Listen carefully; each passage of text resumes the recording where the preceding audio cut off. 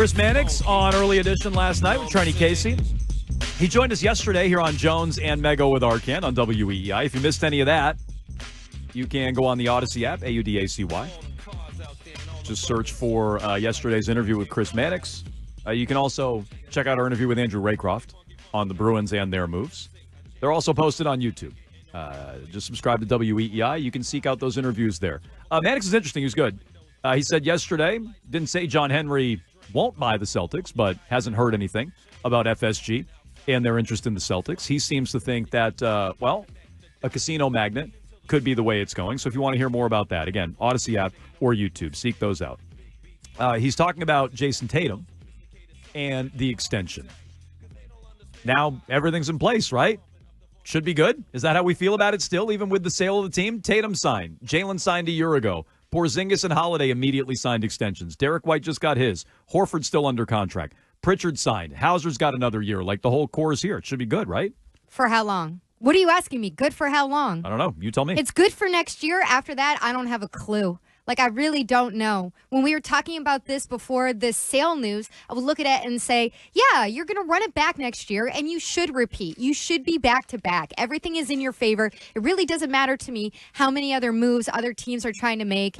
You know, the Paul George move doesn't really move the needle for me. The Knicks stuff, like the East, I'm not afraid of at all. Denver looks weaker with the trade that they made or who they let walk. Like, it should be in the Celtics' favor. After that, I don't know. Realistically, will a new owner want to keep all of those contracts together as Jayson Tatum and Jaylen Brown earn more and more and more every year? And I know there will be other contracts that are given out around the league, new maxes, new super maxes that are going to make them look like chump change by comparison, and that's the way that it always trends. But I still think it's a lot to stomach a couple years away from this championship. So I think it's great for next year. I'm not worried about that. Maybe I'm naive in that way. I'm not worried about next year's championship run. I'm worried about everything after that. Yeah, Tatum, by the way, if he makes it all the way to his player option or opts in, I think to his player option is how I should phrase that, he'll be the first $70 million player in NBA history. $70 million a year.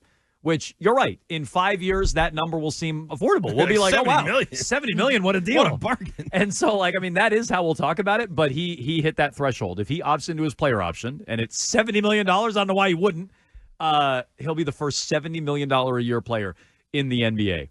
And so that's not cheap. You know, a bunch of people texting in. I saw the graphic going around yesterday on social media. It's going to be almost $1 billion to afford this team. So I'm with you. Next year, I think they should repeat, but it's a bad combination of if you get fat and happy coming off the title, which maybe Denver did, maybe the Bucks did. Like, we haven't seen a repeat champion now in a while. Arcan, you've harped on this a lot. Right. Maybe they get fat and happy. They don't hit the ground running, intent to repeat next year, even though everybody's back. They've now all won. They've now all been paid. So where's the drive? And then on top of it, new ownership is coming in. What if they do underachieve next year? I mean, we're sitting here today at the beginning of July going, yeah, I think they're going to repeat. Yeah, I think they're the best team in the NBA.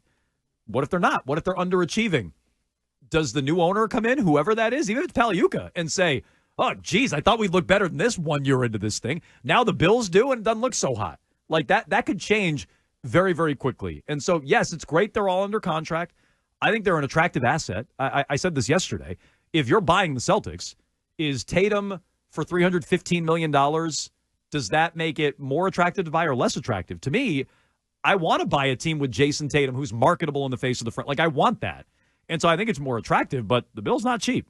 No, it's definitely not. And I think that when you look at what this team is comprised of, if you get to the end of all these contracts, you're talking about Jrue Holiday when he's like 39. You're talking about Derrick White when he's 35. Porzingis will only be like 30, but for him, that's like 45 in Porzingis years. And with Brown and Tatum, you're he's talking like about, he is pretty much. You're talking about getting into their 30s. So you have the important parts locked up. And that's why I think no matter who buys the team and whoever comes in is going to not completely tear the thing down. They might look at Jrue Holiday and say, do we really want this guy here through age 39? resign? And is Derrick White such a great player at 33 or 34 that we need to make sure that we keep him? Like, right now, you want to do that because it's the beginning of the dynasty and it's the first championship that they've won. But going forward, so long as you keep Brown and Tatum, and even if you move on from one of them and get a great return back, I feel like the assets there are really, really strong. And also from a business standpoint, like you just said it's good business to have those guys. Well, what if a new owner comes in and they want to bring in their guy?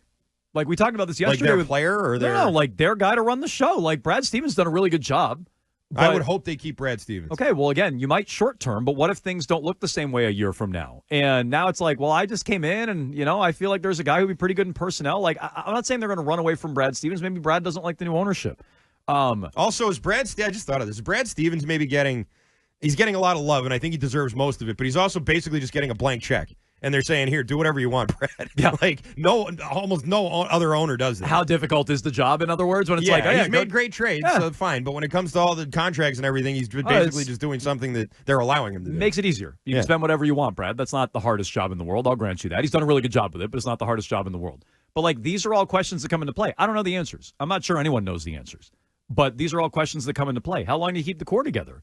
Is Brad Stevens going to be their guy? Does Brad Stevens want to stay with the organization with these changes? Like, I have no idea. But these are all things that I think should be looked at and discussed. So we'll continue to do that here on Jones and Mego with Arkin.